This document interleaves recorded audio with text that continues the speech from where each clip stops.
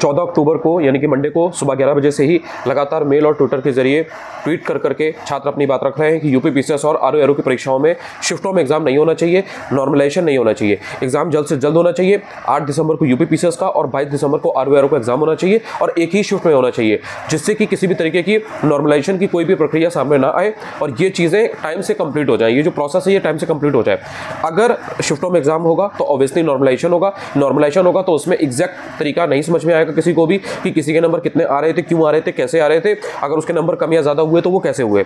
जिसके नंबर बढ़ गए वो तो बहुत खुश रहेगा, उसको तो मजे आएंगे, लेकिन जिसके नंबर कम हो गए, जिसका सिलेक्शन नहीं होगा, उसको उस समय जब चोट लगेगी, जब वो पॉइंट नंबर से या 1 नंबर से 2 नंबर से रह जाएगा, पेपर अच्छा होने के बावजूद भी उसके नंबर कम होंगे, तब उसको ये चीज़ रियलाइज होगी और ये चीज़ कहीं ना कहीं फंस सकती है।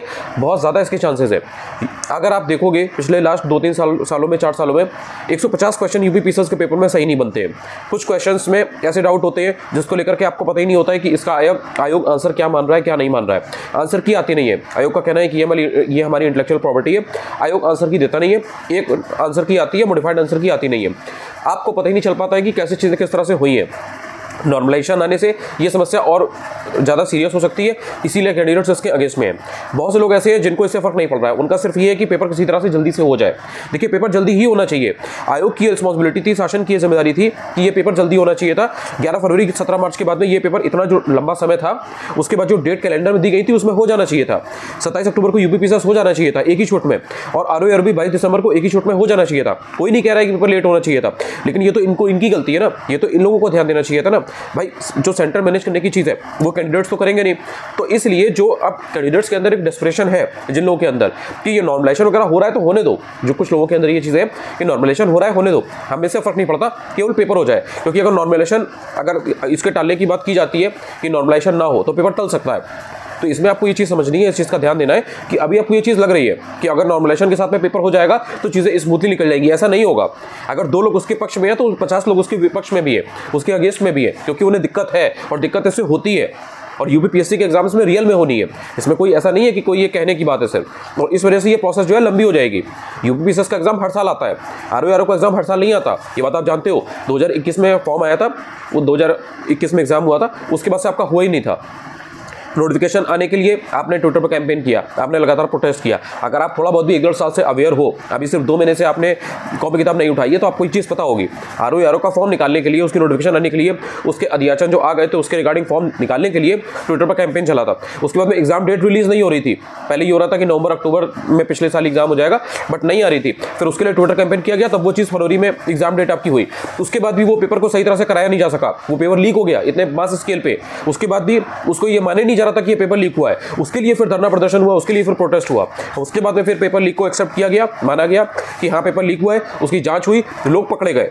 और उसके बाद में जब वो पेपर कैंसिल हुआ, तब उसके बाद में ये हुआ कि अब री एग्जाम होगा। और अब जब री एग्जाम हो रहा है तो उसमें इतना समय बीत गया, 11 फरवरी से 22 दिसंबर आ गया, लेकिन उसके बाद अभी भी एक दिन में एक परीक्षा करानी थी तो वो नहीं कराई जा सकी है। अभी तक यही डिसाइड नहीं हो पाया है कि एक्चुअल में होगा क्या, 1 शिफ्ट में होगा, 2 शिफ्ट में होगा, सेंटर मांगे जा रहे हैं, दिस एंड दैट। वो प्रस्तावित तिथि है, ऑब्वियसली आपको तैयारी उसी के हिसाब से करनी है, लेकिन ये चीज़ तो बहुत पहले से हो जानी चाहिए थी ना कि हम एक ही दिन में एग्जाम कराएंगे, एक ही छूट में एग्जाम कराएंगे, किसी तरीके की नॉर्मलाइजेशन वाली कोई प्रक्रिया सामने नहीं आएगी।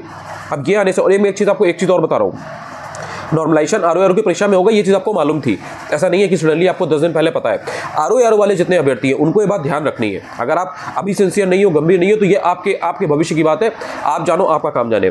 आरओ में नॉर्मलाइजेशन होगा, शिफ्टों में एग्जाम होगा, ये बात आप 2 महीने से जान रहे हो। ऐसा नहीं है कि आपको ये 10 दिन पहले पता लगा है।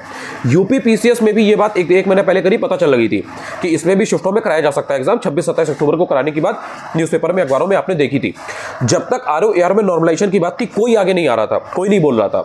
मैंने उस टाइम पर भी ऑल्दो बोला था, आप मेरे पुराने वीडियो जाकर के देखोगे, मैंने तब भी बोला था कि ये एक ही परिवार के 2 बच्चे हैं, यूपी पीसीएस में नहीं होना चाहिए, आरओ में भी नहीं होना चाहिए। तो जब यूपी पीसीएस की बात आई थी, उसके पहले मैं आरओ के लिए बोल चुका था कि आरओ में नहीं होना चाहिए। इवन आरओ में ज़्यादा बच्चे हैं, उसमें 10 लाख से ज़्यादा छात्र हैं, तो भविष्य वहां पर ज़्यादा छात्रों का इवन फंसा हुआ था। उसके बाद भी नॉर्मलाइजेशन के लिए लोग सामने नहीं आ रहे थे, उनको हो रहा था आरओ में हो जाने दो। उसके पीछे एक रीज़न बहुत बड़ा ये था, पेपर लीक को बचाना है, चीज़ों को पारदर्शिता के साथ कराना है, पेपर ढंग से हो जाए, इसका ध्यान रखना है। तो इसलिए जो 10 लाख से ज़्यादा छात्र हैं उनको मैनेज कैसे किया जाए, ये एक बहुत बड़ी समस्या थी। तो इसलिए कोई अपना हाथ नहीं डाला था बीच में, सबको लग रहा था आरओ हो जाने दो, यूपी पीसीएस 1 शिफ्ट में हो, उसको लेकर के कोई किसी तरीके की किसी के मन में कोई डाउट नहीं था। जब से यूपीपीसीएस को 2 शिफ्ट में कराने की बात आ गई है, 2 दिन कराने की बात आ गई है, हर व्यक्ति इसके अगेंस्ट में आ गया है, ऑलमोस्ट हर व्यक्ति इसके अगेंस्ट में आ गया है। तो इस समय जितने भी आरओ वाले अभ्यर्थी है उनको ये ध्यान देना है, अगर यूपीपीसीएस 1 शिफ्ट में होता और सिर्फ आरओ 2 शिफ्ट में होता, आप गए थे आरओ के लिए, जिनका एम सिर्फ आरओ है ना, वो गए थे, फिर वो नॉर्मलाइजेशन उसमें होता, यूपीपीसीएस में नहीं होता। ये तो खुदा का आपको शुक्र मनाना चाहिए कि यूपीपीसीएस आरओ यूपीपीसीएस में जब से ये 2 दिन में कराने की बात आ गई है ना, तब से वो दोनों चीजें मिलकर आ गई है। क्योंकि अब आप यूपीपीसीएस को अगर 1 शिफ्ट में कराने की बात कहोगे तो आप आरओ को नहीं छोड़ सकते, क्योंकि बहुत ऑब्वियस सी बात है, वही अथॉरिटी है, वही बॉडी है जो दोनों एग्जाम कंडक्ट करा रही है। तो इसलिए अब आपके पास मौका है।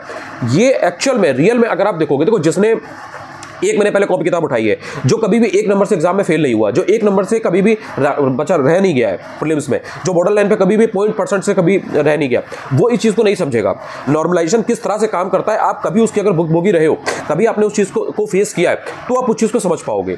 बाकी जो अगेंस्ट में है या जिसको समझ में नहीं आ रहा, उनको करने दो, उनका कोई पॉइंट नहीं है उस चीज में, उनको करने दो। उनको अगर लग रहा है तो ठीक है, 100 में 100 लोग तो ऐसा नहीं है कि उस चीज के रिगार्डिंग आपको वो कर सकते हैं, लेकिन मेजोरिटी बोल रही है तो उसके पीछे कुछ तो लॉजिक होगा ना। मतलब आपको अगर नहीं भी पता है कि एक्चुअल में इसके क्या हार्मफुल चीजें हैं, क्या है, आपको किसी की बात समझ में नहीं आ रही है, फिर भी ये तो सोचो मेजॉरिटी जो सोच रही है उसके पीछे कुछ तो रीजन होगा। मैं ये नहीं कह रहा हूं कि उसको ब्लाइंडली फॉलो करो, आप खुद सोचो ना। नॉर्मलाइजेशन में आप किस तरीके, अगर 2 शिफ्टों में पेपर होगा, 3 शिफ्टों में पेपर होगा, तो पेपर का लेवल तो सेम नहीं होगा ना, इतना तो समझ में आता है ना। मतलब मैं नहीं कह रहा कि आप भेड़ चाल में फंसो, लेकिन आप इतना तो सोच सकते हो ना, इतना तो आप समझ सकते हो ना कि पेपर का लेवल डिफरेंट होगा। तो जब पेपर का लेवल डिफरेंट होगा और वो भी लिमिटेड लोगों में, ये यहाँ पर कोई 50-60 लाख लोगों की बात नहीं हो रही है, 70 लाख या 30 लाख या 25 लाख लोगों की बात नहीं हो रही है, 10 लाख लोगों की बात है आरओ में। यूपीपीसीएस में 5 लाख लोगों की बात है। तो जब डिफरेंस इतना होता है, 5 लाख 10 लाख या उससे भी कम होता है इवन, तो नॉर्मलाइजेशन बहुत बड़ा रोल प्ले करता है। अगर यही अभी नंबर 30 लाख होता, बहुत से लोग बराबरी कर रहे हैं एसएससी के एग्जाम से, एमटीएस या जो भी मतलब बाकी एग्जाम से, या आप रेलवे से बराबरी कर लो। रेलवे का अगर आपको आइडिया है, जो इलाहाबाद वाला जोन था उसमें 70 में सिलेक्शन नहीं हो रहा है, और जो तमिलनाडु वाला जोन है, जो साउथ का जोन है, उसमें 70 में सिलेक्शन हो रहा है। आपको अगर जरा सा भी आइडिया है, अगर आप स्टडी करेंगे, R&D करेंगे, आपको ये सब डेटा पॉइंट मिलेंगे। आप उसमें जाकर के देखिए, जिन लोगों ने इलाहाबाद वाला जोन का भरा हुआ था रेलवे का, वो उस नंबर पे वो सिलेक्शन नहीं पा रहे हैं, और नॉर्मलाइजेशन होने की वजह से जो उधर साइड के, जो तमिलनाडु वाले सेक्टर के जोन के लोग हैं, उनका सिलेक्शन हुआ है उतने ही नंबर में। तो ये जो नॉर्मलाइजेशन है, इससे चीजें बहुत वेरी करती है।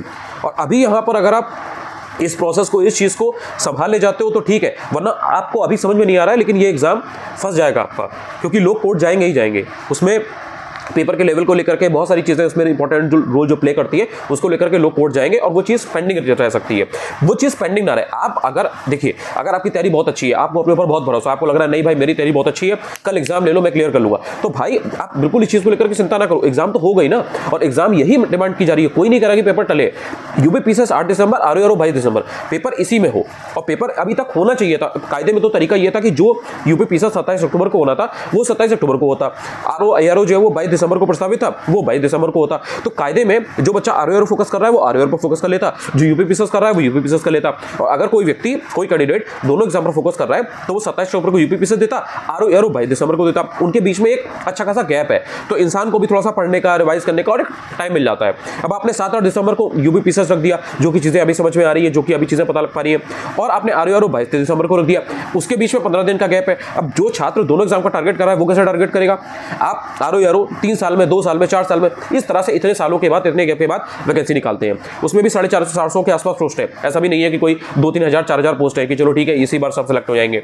यूपीपीसीएस चलो हर साल आता है, उसमें भी आपने इस तरीके की चीज ला करके बहुत ही एक पेचीदा, बहुत ही कॉम्प्लिकेटेड चीज बना करके रख दी है। ये चीज नहीं होनी चाहिए। मैं यही रिक्वेस्ट करता हूँ जितने भी लोग हैं टेलीग्राम पर, जितने भी यूट्यूब पर चैनल्स हैं, मुझे समझ में नहीं आ रहा है कि क्यों इस चीज़ के वो सपोर्ट में नहीं है। 2-4-5 लोगों के अलावा वही गिने चुने 4-5 लोग हैं जो हर साल छात्र के लिए खड़े रहते हैं, वही लोग सामने आ रहे हैं, बाकी कोई बोल ही नहीं रहा है। भाई मत बोलिए आप, कोई आपको फोर्स तो कर नहीं सकता, आप अपना पढ़ते रहो, जो भी चीज़ें करते रहो, जो भी चीज़ें आपकी चल रही है, लेकिन ये स्टूडेंट के लिए हित में तो नहीं है।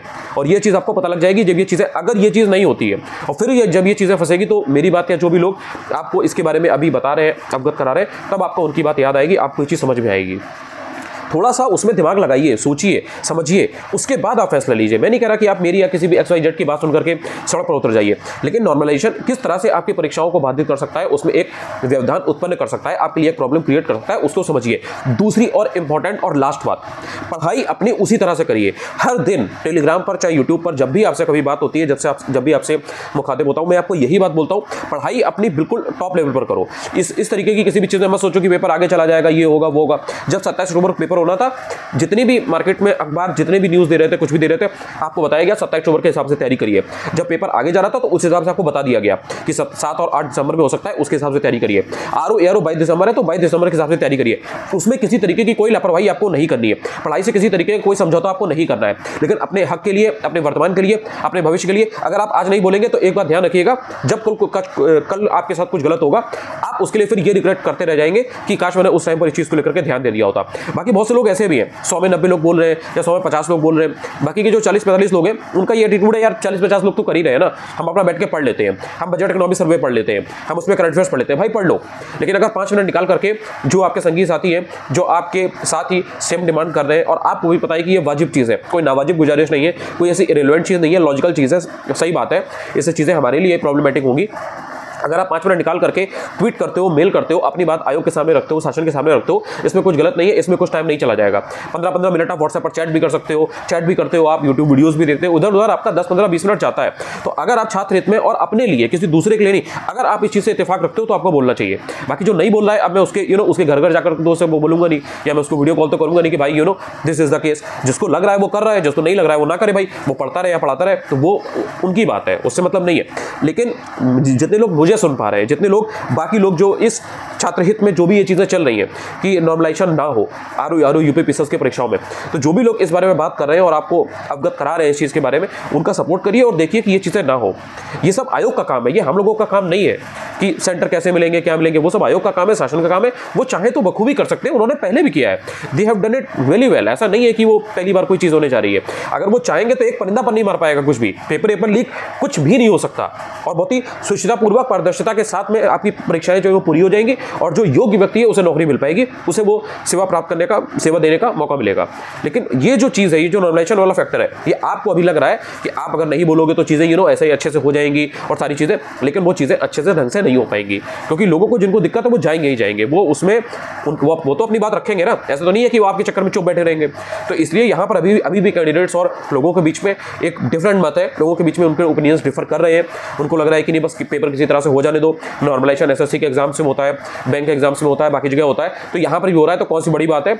ये सब एग्जाम टलवाने का भाई किसी को कोई फर्क ही नहीं पड़ता कि एग्जाम टलवाया जाए, क्यों टलवाया जाए भाई, एग्जाम 27 अक्टूबर को ही होना था, ये तो आयोग ने टाला ना। ये तो जो चीज हुई है, जो निकल के आ रही है कि एग्जाम 27 अक्टूबर को नहीं हो पाएगा, ये किसी कैंडिडेट ने नहीं किया, ये किसी स्टूडेंट ने नहीं किया, ये अगर तैयारियां नहीं है तो इस वजह से हुआ है।